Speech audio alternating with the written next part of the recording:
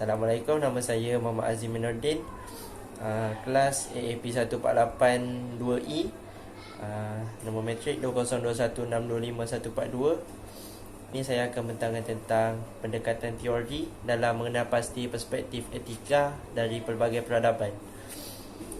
Teori Socrates dan teori Aristotle.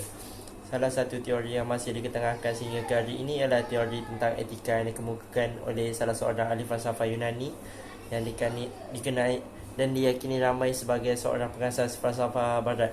Menurut beliau berpendapat bahawa nilai etika ialah suatu perkara yang membawa maksud, suatu usaha yang dilakukan secara berterusan dan bersistematik untuk memahami dan melaksanakan konsep serta prinsip moral. Menurut beliau juga, maksud etika atau huraian serta maksud dari etika itu sendiri ialah seorang insan yang di dalam dirinya mempunyai hati budi yang baik serta berakhlak. Sebagai contoh, apabila seorang itu telah mengetahui tentang kebenaran adanya kenikmatan syurga dan siksa neraka, maka sudah menjadi kewajipan untuknya mengikuti jalan ajaran yang diajarkan oleh Tuhannya bagi memperoleh kenikmatan tersebut.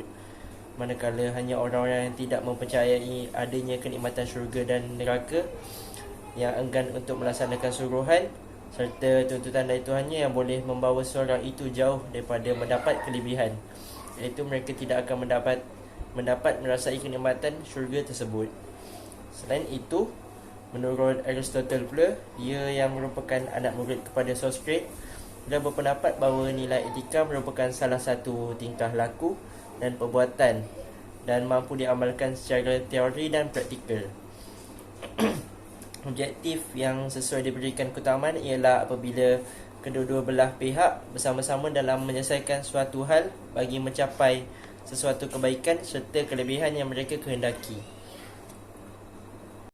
Mengikut teori utilitarianism, teori ini diasaskan oleh Jeremy Bentham 1748 hingga 1832 dan John Stuart Mill 1806 hingga 1873. Utility bermaksud berguna dan berfaedah. Terdapat beberapa pandangan yang diketengahkan oleh Jeremy Bentham bagi mengukur sama ada kita lebih banyak untuk mencapai kebahagiaan hidup atau mendapat kesukaran hidup. Teori utilitarianism ini juga berpegang kepada prinsip yang utama, iaitu seorang itu seharusnya melakukan sesuatu tindakan yang mampu memberikan kebaikan yang paling maksimal kepada semua orang atau memberikan kebahagiaan yang paling banyak kepada kesemua insan dengan majoriti yang paling ramai. Untuk teori terakhir ialah teori deontologi. Teori ini telah ditulis oleh seorang sarjana serta ahli falsafah Jerman yang bernama Immanuel Kant. Matlamat beliau dalam teori ini ialah bagi mewujudkan masyarakat yang menyantuni semua orang dengan penuh rasa hormat dan maruah. Teori ini juga berpendapat bahawa etika merupakan salah satu perkara yang diberi maksud sebagai kepatuhan terhadap kewajipan serta kewajipan kita kepada Tuhan. Motif yang menjadikan suatu tekad itu baik bukanlah terletak atas cita rasa, kemahuan atau kecenderungan semula jadi. Sesuatu tindakan itu mempunyai nilai moral apabila ia dilakukan dengan kerelaan dan seorang itu akan mempunyai kerelaan hati jika motif tindakannya itu merupakan salah satu tanggungjawab moral yang diakui. Selain itu, beliau juga berpendapat bahawa prinsip moral ialah suatu kewajipan. Untuk isu yang berkaitan yang sering berlaku di Malaysia ialah seperti setiap hari kita akan dikejutkan dengan pelbagai berita yang sering berlaku di dalam masyarakat majmuk pada hari ini. Kebanyakan isu sosial ini berlaku kepada golongan muda hari ini disebabkan oleh kemajuan serta kemodenan yang semakin meningkat dari tahun ke tahun. Terdapat pelbagai isu yang sering berlaku di Malaysia, antaranya ialah gejala meminum minuman keras.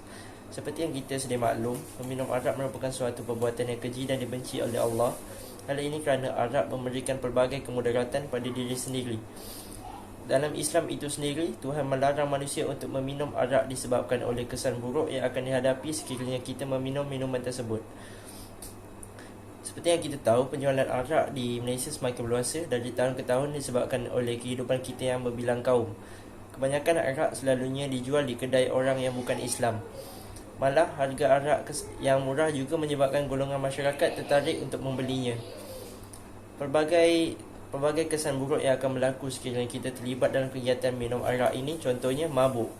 Mabuk boleh menyebabkan kemalangan kepada orang yang demografik.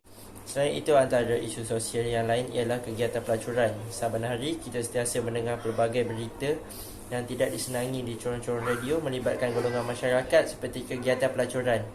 Kegiatan pelacuran juga merupakan perkara yang sangat buruk sekiranya kita menyertai kegiatan tidak berakhlak ini. Setengah pihak yang terlibat dalam kegiatan yang tidak bertauliah ini kebanyakan golongan muda. Hal ini kerana kegiatan ini merupakan suatu kegiatan yang boleh membawa pulangan yang lumayan kepada diri sendiri. Tanpa mereka sedar, perkara ini membawa kesan buruk kepada imej negara. Islam sendiri melarang penganutnya untuk terlibat dalam kegiatan tidak bertamadun ini kerana boleh mendatangkan kesan buruk pada diri, contohnya penyakit HIV, AIDS dan pelbagai penyakit lain. Dan terakhir sekali ialah gejala rempit. Gejala rempit juga merupakan salah satu perkara yang menjadi kebiasaan di Malaysia. Kebanyakan daripada mereka ialah golongan muda yang berlagak dengan membawa motosikal secara berbahaya di atas jalan raya. Mereka sepatutnya sentiasa memikirkan perkara yang akan mereka hadapi sekiranya terlibat dalam kegiatan tidak memoral ini. Hal ini kerana kegiatan ini boleh mengundang bahaya serta boleh membawa kematian sekiranya berlaku kemalangan, dan ia bakal menyusahkan ahli keluarga kita serta mencemarkan imej mereka sebagai ibu bapa. Kesan kepada masyarakat ialah jatuh bangunnya sebuah negara ialah disebabkan oleh akhlak serta moral masyarakat yang tidak bertauliah pada hari ini. Sekiranya hal ini tidak diatasi secepat mungkin, ia akan memberikan suatu gambaran yang negatif tentang apa yang akan berlaku di masa hadapan.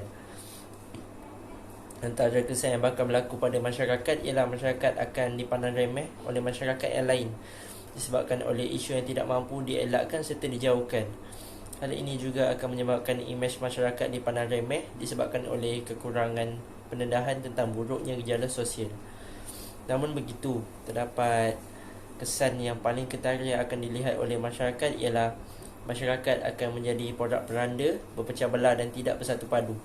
Hal ini amat membimbangkan kerana ia akan menyebabkan keruntuhan akhlak serta peradaban masyarakat di Malaysia. Hal ini juga akan menyebabkan negara lain mengambil kesempatan terhadap negara kita dengan mencuri kemerdekaan negara dan mentadbir negara kita. Kesannya akan mengakibatkan keruntuhan agama dan pegangan kita dari tahun ke tahun. Oleh itu, masyarakat mestilah bersatu padu untuk membentuk nilai akhlak serta moral yang terpuji supaya hidup akan sentiasa aman daripada ancaman luar. Selain itu, dapat membentuk peradaban yang moden dan mentadbir masyarakat yang berbilang kaum supaya tidak berlaku perpecahan. Antara langkah yang sesuai untuk mengatasi isu sosial dalam kalangan masyarakat di Malaysia ialah antara langkahnya ialah dengan memberikan didikan agama yang baik oleh ibu bapa. Pegangan agama yang baik mampu membantu golongan masyarakat, terutamanya golongan muda, untuk membezakan perkara yang baik dan buruk. Didikan agama yang sempurna dapat menghasilkan daya pemikiran serta etika yang positif kepada anak-anak dalam menghadapi kehidupan seharian. Sekiranya mereka telah dididik dengan pegangan agama yang baik, ibu bapa tidak perlu risau dengan apa yang dilakukan oleh anak-anak, tetapi tidak bermaksud ibu bapa tidak perlu mengendahkan anak mereka langsung. Kurangnya mereka yakin bahawa anak mereka mampu menjaga diri ketika berada di luar atau ketika memilih rakan yang bersesuaian supaya tidak terjebak dalam masalah sosial. Selain itu, guru di sekolah dan pensyarah di universiti juga berperanan untuk membentuk sasiah yang terpuji untuk melahirkan insan yang memberi banyak manfaat kepada masyarakat. Antara salah satu yang boleh dilakukan oleh guru serta pensyarah ialah melatih mereka untuk sentiasa menunjukkan adab yang terpuji. Hal ini juga kerana guru dan pensyarah merupakan salah satu pengubah kepada sasiah para pelajar di tempat pengajian mereka. Salah satu watak penting yang memberikan pedoman serta keyakinan kepada para pelajar untuk berakhlak mulia kerana ia mampu memberikan kebaikan kepada masyarakat setempat. Seterusnya, pihak yang sepatutnya juga boleh menjalankan aktiviti yang mampu membentuk masyarakat yang berkualiti, seperti mengadakan gotong royong di masjid atau di rumah kebajikan dan memberikan bantuan bekalan kepada mangsa bencana alam atau orang miskin. Hal ini kerana dapat melatih masyarakat, terutamanya golongan muda, untuk mendalami kehidupan orang yang susah serta diuji oleh Tuhan. Hal ini secara tidak langsung dapat mendidik golongan masyarakat untuk mensyukuri segala nikmat yang diberikan oleh Tuhan kepada kita. Metodologi kajian. Antara tujuan menjadikan reka bentuk kajian adalah bagi menghubung kait persoalan dan objektif kajian dengan hasil kajian yang telah kami buat. Reka bentuk kajian dalam penyelidikan ini adalah menggunakan kaedah pencarian di beberapa laman web. Tujuan kajian ini adalah untuk mengkaji isu sosial dalam kalangan masyarakat majmuk di Malaysia. Kaedah pencarian maklumat di laman web kerana proses untuk mendapatkan maklumat adalah tepat dan mudah serta relevan dengan objektif yang telah ditetapkan. Pengumpulan data yang digunakan dalam kajian ini adalah menggunakan pencarian di pelbagai laman web dan buku-buku. Kajian ini dijalankan untuk mengenal pasti masalah isu sosial yang sering dihadapi oleh masyarakat majmuk di Malaysia dan menyatakan langkah mengatasi isu sosial yang dihadapi dalam kalangan masyarakat di Malaysia. Mencari maklumat di internet untuk mencari maklumat yang berkaitan tentang tajuk kajian. Penggunaan medium ini mampu memberikan pelbagai jenis maklumat yang diperlukan secara terus dan segera. Pencarian melalui buku dan media massa juga mampu untuk membantu seseorang untuk mendapatkan maklumat. Selain itu, maklumat yang terdapat di dalam medium ini juga boleh dikategorikan sebagai benar disebabkan oleh fakta-fakta yang betul. Hal ini kerana maklumat yang disampaikan melalui medium ini telah ditapis sebelum diterbitkan atau dijualkan di pelbagai tempat. Oleh itu, ia dapat mengelakkan daripada berlakunya penyelewengan maklumat yang mampu melibatkan pengguna yang membacanya. Melalui kaedah pemerhatian adalah kaedah alternatif yang ada dalam pengumpulan maklumat atau pengumpulan data selain pencarian di laman web dan buku serta media massa. Pemerhatian memerlukan penyelidik memerhati sendiri melalui berita televisyen atau radio. Kaedah ini membolehkan pekaji dapat lebih memahami situasi yang sebenar dan hendak digambarkan oleh masyarakat Malaysia. Pemerhatian perlu dilakukan dalam persekitaran semula jadi tanpa manipulasi atau campur tangan dari pemerhati supaya lebih fokus dan tidak tersalah faham dengan maklumat yang disampaikan. Sebagai rumusan kajian, perpecahan yang berlaku antara kaum akan menyebabkan berlakunya keruntuhan perpaduan antara satu sama lain.